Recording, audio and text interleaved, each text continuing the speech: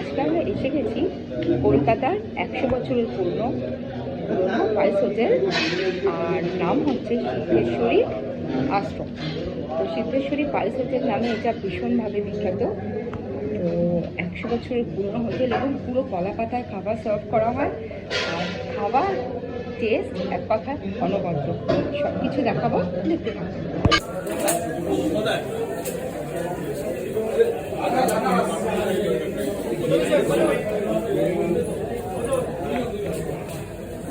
এই আমাদের খাবার এসে গেছে। এটা হচ্ছে ভেজ।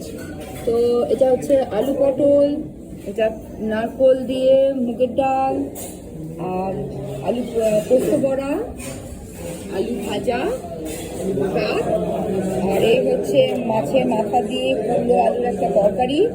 এটা মাছের মাথা দিয়ে মুগের ডাল, আর মাছ এখনো আসছে।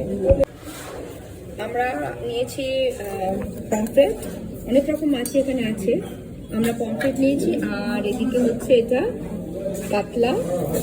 আর অ্যাকচুয়ালি দেরি হয়ে গেছে আমাদের আসতে, সেজন্য একটু মানে কম হয়ে গেছে। তো আমরা এখন খাওয়া শুরু করবো। এই যে লেবু ঠেবু লঙ্কা সব কিছু দেওয়া আছে, ভালো চল।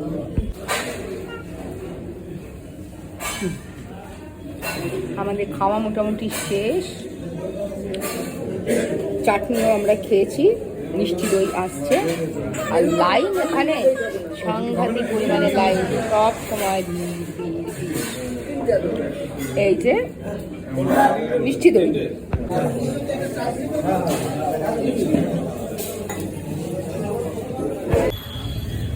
এই হচ্ছে হোটেল সিদ্ধেশ্বরী আশ্রম। এটা লোকেশন হচ্ছে একদম রানী রাসমণি রোড, মানে জানবাজার। সামনের এনভায়রনমেন্টটা খুব একটা ভালো না, কিন্তু খাওয়া দাওয়া খুব ভালো।